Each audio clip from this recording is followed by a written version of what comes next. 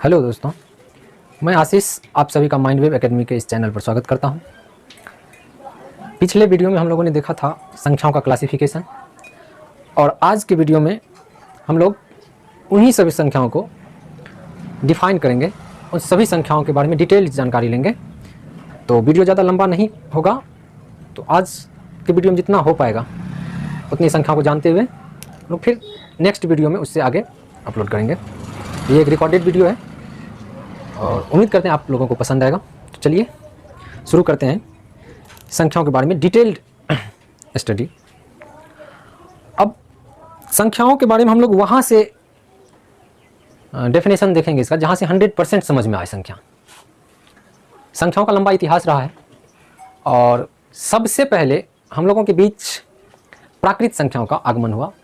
पहले तो प्राकृत संख्याएं नहीं कही जाती थी, पहले होता था कि गिनती की जा सकने वाली जो भी संख्याएं थी उस सभी संख्याओं को प्राकृत संख्याएं कहा गया। माना गया कि यही संख्या इन संख्याओं की जड़ है। तो हम लोग नेचुरल नंबर से शुरू करेंगे और जहां तक आज हो पाएगा वो हम लोग इस वीडियो में जहां तक हो पाएगा वो करेंगे। तो शुरू करते हैं। हेडिंग दीजिए नेचुरल नंबर।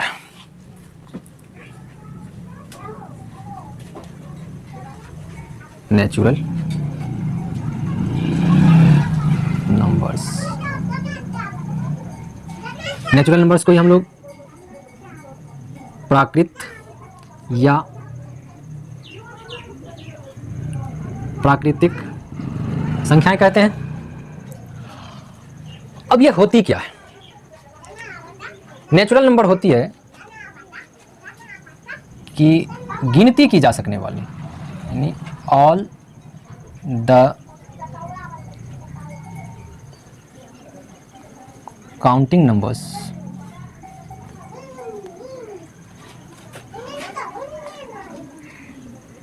are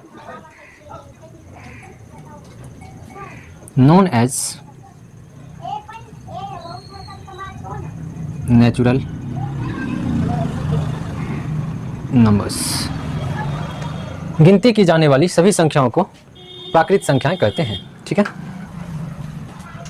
अब इसको हम लोग हिंदी में डिफाइन कर लेते हैं कि क्या है प्राकृत संख्याएं।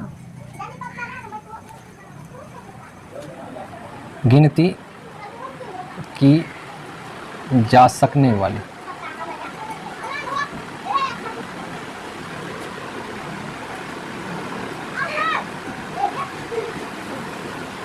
सभी संख्याओं को प्राकृत संख्या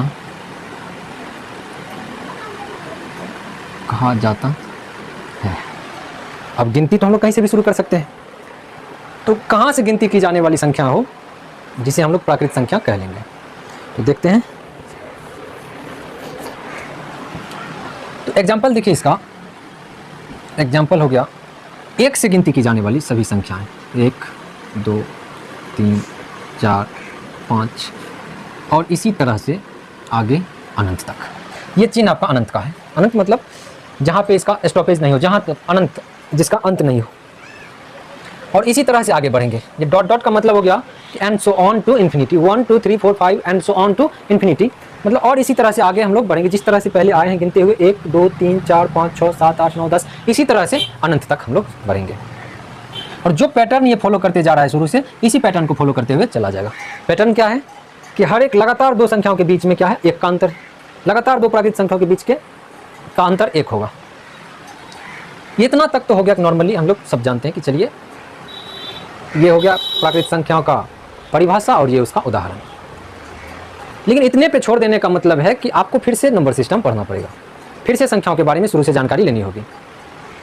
तो इसका थोड़ा डिटेल्ड हम लोग जानकारी ले लें ताकि ये वीडियो आपका लास्ट डेस्टिनेशन हो, मतलब संख्याओं के बारे में सब कुछ आपको पता चल जाए। अब एक बात बताइए, इसमें से हम यदि किसी एक संख्या की बात करें 5, क्या बोलेंगे उसको? प्राकृत। ठीक है, 6 बोलेंगे क्या है? प्राकृत। लेकिन हम 5 6 7 एक साथ बोलेंगे तो ये तो एक संख्या नहीं हुई, एक से अधिक संख्याएं हुई। तो 5 6 7 ये तीनों क्या हो गया? प्राकृत संख्याओं का ग्रुप बना लिया। और इसका ग्रुप जो होता है उसमें अनंत संख्याएं होती है। यानी 1 से लेकर अनंत तक की संख्याएं क्या होंगी, प्राकृतिक में के ग्रुप में शामिल होंगी।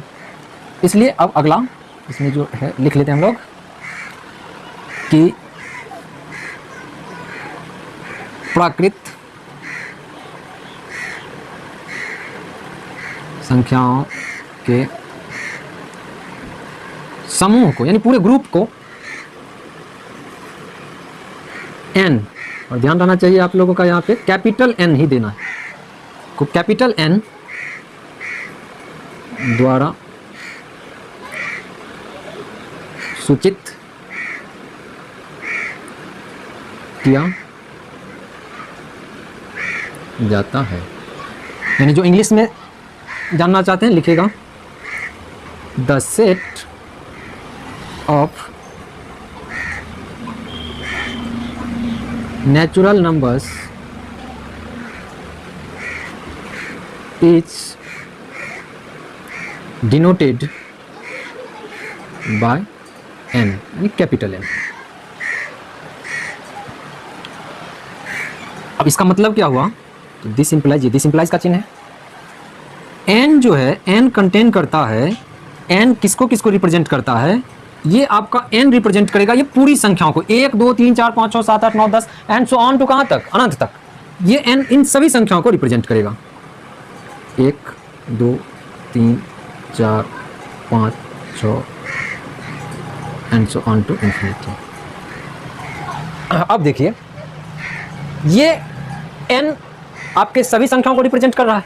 इसका मतलब क्या हुआ, यदि आप केवल n बोल रहे हैं तो इसका मतलब है आप बोल रहे हैं 1 2 3 4 5 6 7 8 9 10 11 12 and so on to infinity. यानी इस सभी संख्याओं को एक साथ नहीं बोलना है, तो उसके बदले में आप n बोल दीजिए कि n का मतलब हो गया कि ये सभी संख्याएं उस n में ही निहित हैं, n में ही समाई हुई है। ठीक है, तो अब आपको बोला जाए कि क्या 5 जो है वो प्राकृत संख्या है? हाँ है। तो 5 प्राकृत संख्या है, क्यों है? क्योंकि 5 जो है प्राकृत संख्या के पूरे ग्रुप में आता है। 5 जो है आपके पूरे प्राकृत संख्या के ग्रुप का सदस्य है, इसलिए 5 क्या है, प्राकृत संख्या है। किसी को कोई प्रॉब्लम है इसमें, कुछ सवाल है, कमेंट बॉक्स में सवाल कीजिएगा। तो उम्मीद करता हूं कि यहां तक किसी को कोई प्रॉब्लम नहीं हो। यदि 6 है तो क्या वो n का सदस्य है? n का सदस्य है का मतलब होगा कि क्या इस ग्रुप का सदस्य है? हाँ है। यदि 12 इस ग्रुप का सदस्य है पूछा जाए तो आप बोलिएगा यदि इसी तरह से गिनते हुए आगे बढ़ें तो 12 मिलेगा। हाँ 12 भी क्या है, आपका प्राकृत संख्या है, प्राकृत संख्या के ग्रुप का संख्या है, इसलिए 12 भी क्या होगा, प्राकृत संख्या होगा। 75 क्या प्राकृत संख्या है? इस सवाल से पहले हम लोग ये जानना चाहेंगे कि क्या 75 प्राकृत संख्या के ग्रुप में आता है। आप यहाँ से देखना शुरू कीजिएगा तो गिनती करते करते हम लोग कहाँ 75 तक पहुँच सकते हैं। हाँ 75 प्राकृत संख्या के ग्रुप में आता है। ये हो गया आपका प्राकृत संख्या। अब इसमें से आप लोग खुद डिराइव कर सकते हैं कि सबसे छोटी प्राकृत संख्या कौन सी होगी, 1। सबसे बड़ी प्राकृत संख्या कौन सी होगी, कहा नहीं जा सकता है, अनंत है। उसके बाद 2 लगातार प्राकृत संख्याओं के बीच का अंतर क्या होगा, आप किसी भी 2 प्राकृत संख्या को उठाइए, लगातार प्राकृत संख्या को, अंतर क्या होगा, 1 आएगा। उसके बाद 2 लगातार प्राकृत संख्याओं का महत्तम समापवर्तक क्या होगा, HCF क्या होगा, तो HCF भी क्या होगा, 1 होगा। 2 लगातार नेचुरल नंबर लीजिए, HCF निकालिए, 1 आएगा। तो ये सभी चीजें हैं खुद से सवाल निकालने का, जितनी बेसिक जानकारी हो सकती थी इसमें आपको मिली, आप उससे इन सभी जानकारी को निकालिएगा। तो प्राकृत संख्या को यहाँ पे रहने देते हैं। इसके बाद हम लोग अब आते हैं, इसका स्क्रीनशॉट ले लीजिए या नोट कर लीजिए। अब हम लोग आते हैं होल नंबर पे।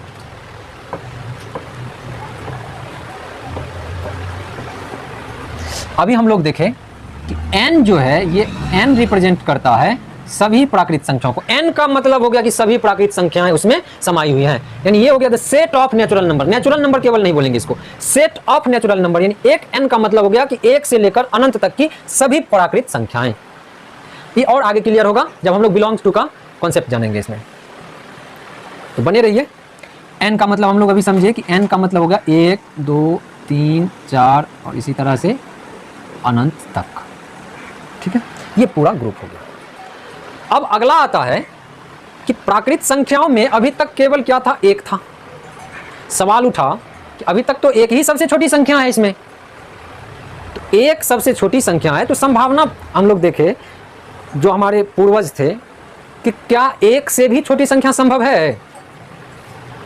तो ये बात बताना इतना आसान नहीं था उस समय, तो बहुत लंबी सोच विचार के बाद यह जवाब आया कि हाँ, एक से भी छोटी संख्या संभव है।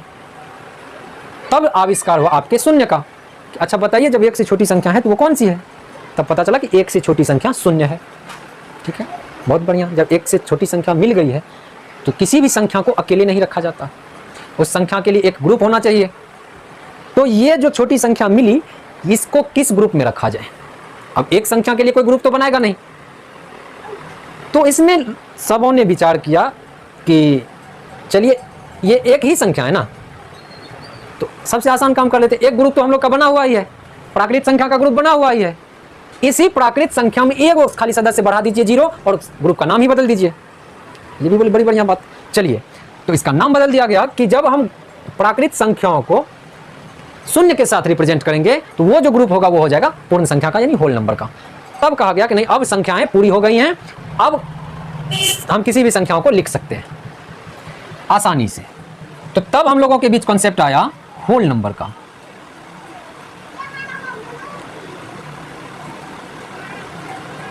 Whole numbers. अब होल नंबर्स को हिंदी में हम लोग कहते हैं पूर्ण संख्याएं। होल नंबर्स क्या है? अब इसको यदि आप समझ जाएं तो परिभाषा तो अपने मन से बनाने का है। परिभाषा तो केवल एक है कि रिप्रेजेंट, जो सही अर्थ को रिप्रेजेंट कर दे, वही परिभाषा है। परिभाषा रटने वाली चीज नहीं, उसको समझ लीजिएगा, परिभाषा खुद से बनाइएगा। हम लोग कह सकते हैं all the natural numbers together with 0। सही बात है, सभी प्राकृत संख्याएं शून्य के साथ क्या कहलाएंगी? पूर्ण संख्या कहलाएगी। या all the counting numbers that starts with 0, सभी संख्या जो शून्य से शुरू होती है, ये भी आपका क्या है? पूर्ण संख्या है। तो परिभाषा ऐसी होनी चाहिए जो कि उसके बारे में सब कुछ बता दे आपको। तो जो लिखना है वो लिखिए। ऑल द काउंटिंग, या इसको आराम से लिखिए, all the natural numbers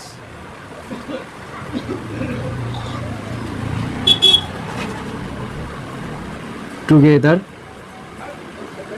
with 0 are known as whole numbers. All the natural numbers together with 0 are known as whole numbers.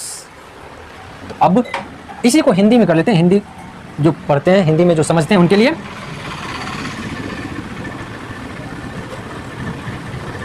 शून्य एवं सभी, ये नहीं समझिएगा कि इसका हम लोग ट्रांसलेशन कर रहे हैं यहाँ पे। इस सेंटेंस का ट्रांसलेशन ये नहीं है, ये इंग्लिश में इसका डेफिनेशन हो गया, उसी को आसान तरीके से हम लोग हिंदी में कर लेते हैं। शून्य एवं सभी प्राकृत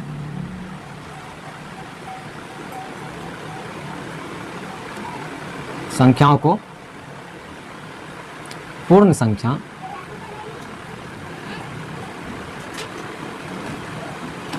कहते हैं। All the natural numbers together with 0 are known as whole numbers. अब इसका एग्जाम्पल देख लेते हैं, कहाँ से आसानी से समझ में आएगा। क्या है? सभी प्राकृत संख्याएं, एंड सो ऑन टू अनंत। क्या है प्राकृत संख्या? डॉट डॉट को पढ़ेंगे, एंड सो ऑन टू अनंत, infinity, and so on to. इसका हिंदी हो गया और इसी तरह से आगे, and so on to infinity. अब ये आपका क्या है? समझ गए? इसको हटा देते हैं। ये है आपका प्राकृत संख्या, सब के सब सदस्य इसका प्राकृत संख्या होगा। केवल एक सदस्य बढ़ेगा, वो होगा 0। प्राकृत संख्याओं के शुरू में केवल 0 लगा देंगे, ये प्राकृत संख्या तब नहीं कहलाएगा, तब ये कहलाएगा होल नंबर, पूर्ण संख्या है। समझ गए? कितना आसान है। यदि 0 नहीं होता तो ये क्या होता? प्राकृत संख्या होता। अब आप खुद से सवाल भी कर सकते हैं कि प्राकृत संख्या और पूर्ण संख्या में कितने सदस्य की संख्या का अंतर है? केवल एक सदस्य का अंतर है, 0 का। पूर्ण संख्या में 0 है और प्राकृत संख्या में 0 नहीं है। यही 0 है जो प्राकृत को क्या बना दिया? पूर्ण बना दिया।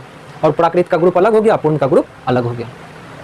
ठीक है, चलिए अब हम लोग देखते हैं आगे इसका कि ये सभी पूर्ण संख्या का ग्रुप जो है, इस ग्रुप को क्या बोलेंगे? 4 है, 4 को क्या बोलेंगे हम? प्राकृत भी बोल सकते हैं, पूर्ण भी बोल सकते हैं। क्यों? क्योंकि 4 प्राकृत संख्या के ग्रुप का भी सदस्य है, पूर्ण संख्या के ग्रुप का भी सदस्य है। 8 प्राकृत संख्या के ग्रुप का भी सदस्य है, पूर्ण संख्या के ग्रुप का भी सदस्य है। 72 प्राकृत संख्या के भी ग्रुप का सदस्य होगा, पूर्ण संख्या के भी ग्रुप का सदस्य होगा। तो इसलिए इन सभी कंफ्यूजन को दूर करते हुए लिख लीजिए पूर्ण संख्याओं के समूह को W द्वारा, कैपिटल W द्वारा सूचित किया जाता है। ठीक है, इंग्लिश में लिखना हो तो इसी को लिख लीजिए, the set of whole numbers is denoted by capital W। अब इसका मतलब क्या हुआ?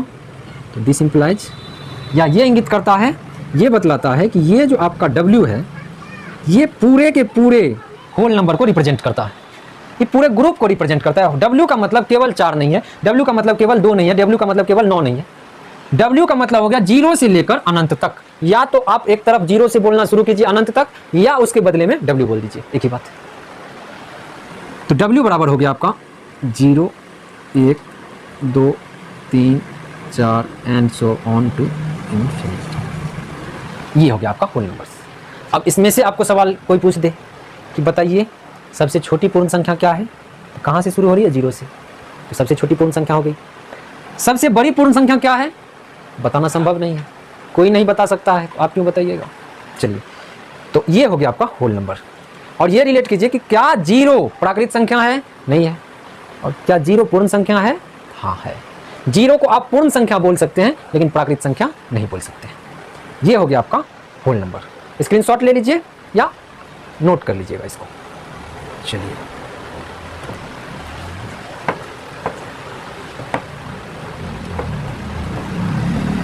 अभी हम लोगों ने देखा नेचुरल नंबर, और इसके ठीक बाद हम लोगों ने देखा होल नंबर। नेचुरल और होल में कोई अंतर ही नहीं है। अंतर है क्या? केवल 0 का। यानी जितनी भी संख्याएं, जितना भी सदस्य नेचुरल में है, उतने से केवल एक सदस्य ज़्यादा किस में है? होल नंबर में है।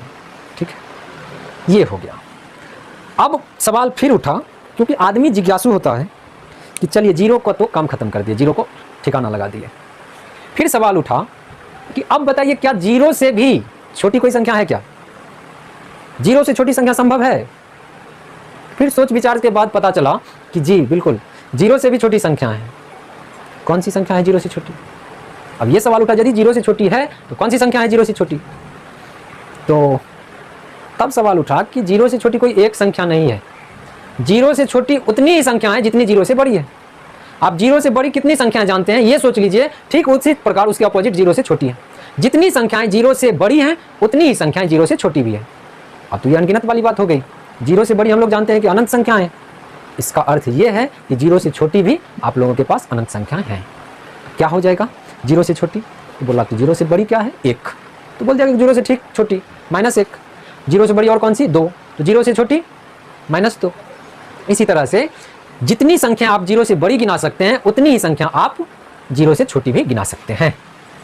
तो अब बोला गया कि अच्छा छोटी संख्याओं का तो हो गया आविष्कार, इसके लिए ग्रुप। तो ग्रुप बनाया गया कि अभी ये सभी संख्याएं पूरी संख्याएं हैं, और जिस तरह से 0 से बड़ी संख्याएं लिखी जाती हैं उसी तरह से 0 से छोटी संख्याएं भी लिखी जाती हैं। फर्क केवल इतना है कि 0 से बड़ी संख्याओं में प्लस का चिन्ह होता है, 0 से छोटी संख्याओं में माइनस का चिन्ह होता है।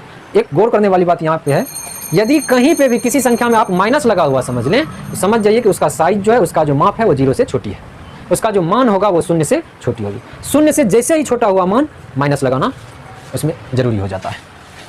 इस नए ग्रुप का अब नाम रखा गया इंटीजर्स।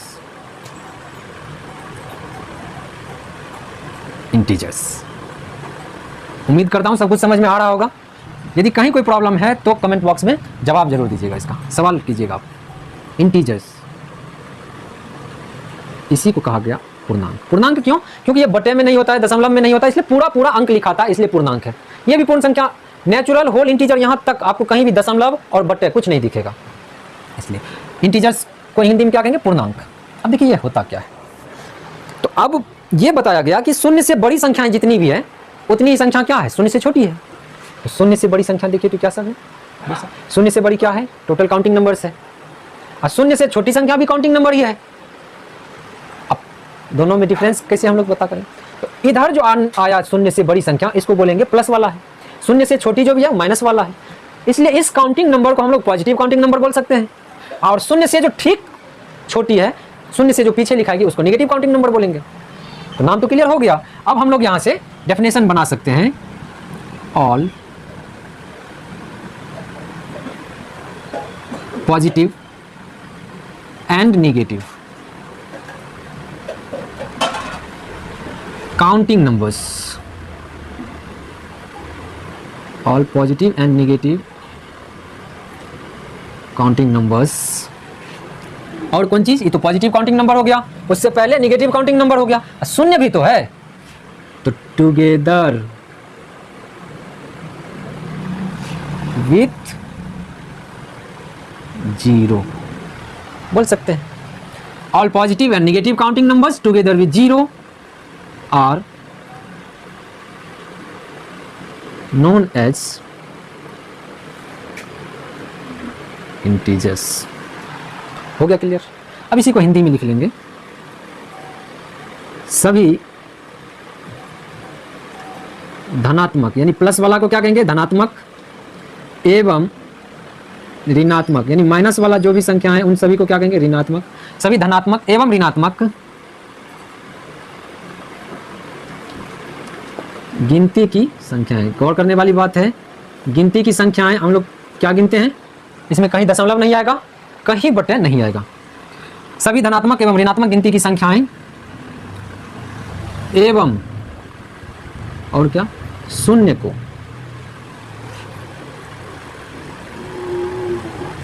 पूर्णांक कहते हैं। सभी धनात्मक एवं ऋणात्मक गिनती की संख्याएं एवं शून्य को पूर्णांक कहते हैं। क्लियर है। चलिए अच्छा, तो एक और बात गौर कीजिएगा इसमें कि धनात्मक संख्याएं हो गई, ऋणात्मक संख्या होगी अलग और शून्य अलग। तो इसका अर्थ यह हुआ कि शून्य आपका धनात्मक नहीं है और ऋणात्मक भी नहीं है। परिभाषा से ही क्लियर है। जब धनात्मक हम अलग लिख रहे हैं, ऋणात्मक अलग लिख रहे हैं, शून्य को अलग लिख रहे हैं, तो धनात्मक, ऋणात्मक एवं शून्य ये क्या हुआ, तीनों प्रकार के अलग अलग संख्याएं हुई। तो अब देखिए इसको समझना कैसे है कि इसका जो एग्जाम्पल लिखेंगे एकदम बीच में आ जाएगा आपका शून्य। तराजू देखें, तराजू में जो पकड़ने वाला होता है बीच में बैलेंस करने वाला, वो काम है किसका, शून्य का। अब एक साइड आप नेगेटिव नंबर जितना दीजिएगा उतना ही दाएं साइड क्या दीजिएगा, पॉजिटिव नंबर। तो अब जितना नेगेटिव नंबर है उतना ही क्या है, पॉजिटिव नंबर है। तो बैलेंस बना हुआ होता है। शून्य बीच में क्या किया हुआ है, दोनों को बैलेंस किए हुए हैं। यानी इधर जितना भी नेगेटिव पॉजिटिव नंबर है उतना ही इधर क्या है आपका नेगेटिव नंबर है, -3 -4 and so on to -infinity. यदि किसी संख्या में कोई चिन्ह नहीं है लगा हुआ तो पॉजिटिव है, शून्य को छोड़कर। हाँ, और यदि निगेटिव संख्याओं को रिप्रेजेंट करना होगा तो हमको उसमें माइनस लगाना होगा। तो ये आपका शून्य बीच में, शून्य से दाहिनी ओर आपका हो गया पॉजिटिव नंबर और शून्य से बाईं ओर आपका हो गया नेगेटिव नंबर। और संख्या रेखा पर भी इसी तरह से नंबर को रिप्रेजेंट करेंगे। कहीं से भी आप दाहिनी ओर बढ़िएगा संख्या का मान बढ़ेगा, कहीं से भी बाईं ओर बढ़िएगा संख्या का मान घटेगा। इसको पकड़िए और तब देखिए कि -2 बढ़िया कि -3 बढ़िया। हर हाल में तब पाएंगे कि -3 से -2 बढ़िया। ये हो गया आपका इंटीजर। आप गिनती की संख्या में आप स्कूल में गिने हैं, बचपन से गिनते आ रहे हैं कि गिनती कहाँ से शुरू करते हैं, 1 से शुरू करते हैं गिनती।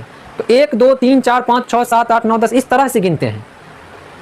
ऐसा नहीं है कि आप कभी 1.2 गिने 1.3 गिने, इस तरह से नहीं गिने। तो इसलिए गिनती की संख्या जब बोला जाए तो आप पूरा संख्याओं का प्रयोग उसमें कीजिए। ये हो गया आपका पूर्णांक। अब इसमें एक स्टार है कि पूर्णांकों के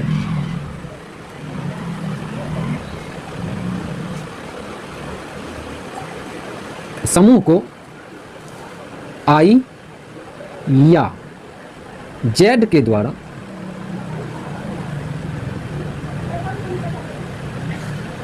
सूचित किया जाता है। पूर्णांकों के समूह को आई या जेड के द्वारा सूचित किया जाता है। इसका क्या मतलब हुआ? दिस इंप्लाइज आई बराबर माइनस इन्फिनिटी से ले लीजिए -3, -2, -1, 0, 1, 2, 3 and so on two plus infinity. ये आई बराबर हो गया, या आई के बदले में हम लोग जेड भी लिख सकते हैं। जेड का भी मतलब यही हुआ, -3, -2, -1, 0, 1, 2, 3 प्लस इन्फिनिटी। अब सवाल उठता है कि आई तो समझ में आता है कि आई आपका क्या है, इंटीजर है, तो आई इंटीजर का फर्स्ट लेटर आई ले लिया, होल नंबर का फर्स्ट लेटर डब्ल्यू लिया, नेचुरल का फर्स्ट लेटर एन लिए। लेकिन जेड क्या है? तो जेड होता है, जेड से होता है आपका जहलीन। ये एक ग्रीक वर्ड है जहलीन। जहलीन का भी मतलब होता है आपका पूर्णांक। ठीक है, इसलिए जेड आई के बदले में आप जेड का भी यूज कर लेते हैं। ठीक है, अब ये हो गया पूर्णांक। अब पूर्णांक में भी आपको देखना होगा कि 3 टाइप का है, पॉजिटिव, नेगेटिव, जीरो। तो जीरो क्या आपका पॉजिटिव है या नेगेटिव है, ये बताइए। तो जीरो आपका ना ही पॉजिटिव है ना ही नेगेटिव है, जीरो को केवल हम लोग पूर्णांक बोलेंगे। इसको नोट कर लीजिए आप लोग।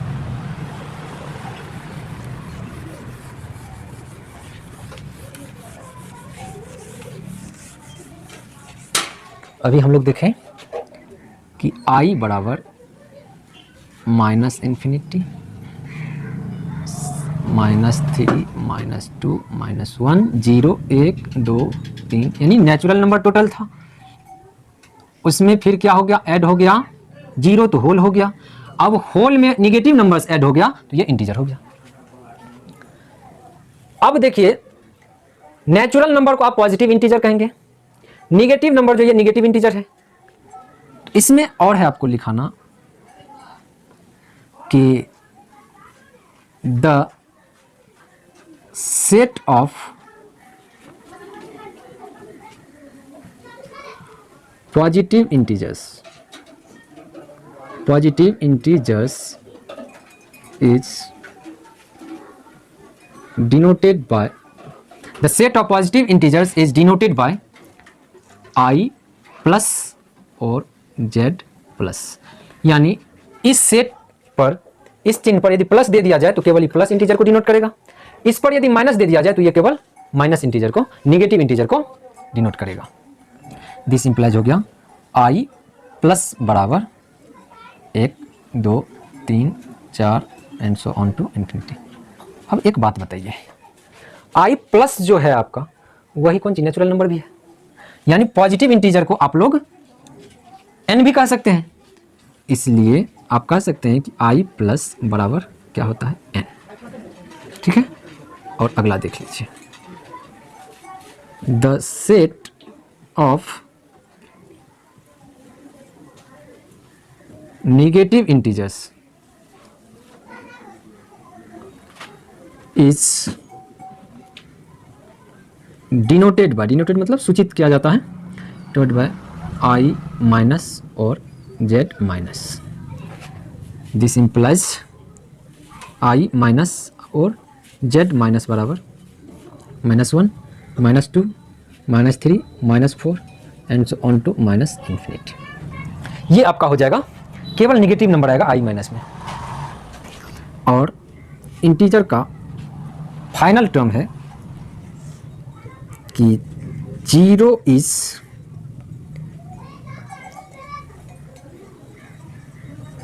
Neither negative nor positive. 0 is neither negative nor positive, it is a neutral integer, it is a neutral integer। इसी को हिंदी में लिखेंगे शून्य, ना तो ऋणात्मक है और न ही धनात्मक। ठीक, यह एक उदासीन, उदासीन मतलब जिस पर कोई चार्ज नहीं हो, प्लस या माइनस कुछ भी नहीं, यह एक उदासीन पूर्णांक है। चलिए, ये हो गया आपका इंटीजर के बारे में सब कुछ। अब सवाल इसमें से उठेगा, बताइए सबसे छोटी पूर्णांक क्या होगी, सबसे छोटी इंटीजर क्या होगी? बताया जा सकता है सबसे छोटी इंटीजर? माइनस अनंत नहीं बताया जा सकता। सबसे बड़ी इंटीजर क्या होगी? वो भी नहीं बताया जा सकता। लेकिन यदि कहा जाए दो लगातार पूर्णांकों के बीच का अंतर कितना होगा, ये एक होगा। तो इसमें से अब जितना भी सवाल हो सकता है आप लोग वो निकाल के जवाब दे सकते हैं, ठीक है। और इसमें आज इसी तीनों पे रखते हैं वीडियो को। अगले वीडियो में हम लोग और भी जो बाकी बचा हुआ है संख्या उसके बारे में जानेंगे। और तब तक के लिए इसको देखिए, पढ़िए और अगले वीडियो का इंतजार कीजिए। यदि कहीं पे कोई कमी नज़र आ रही हो तो कमेंट करके बताएं। और आपके सपोर्ट के लिए बहुत बहुत धन्यवाद।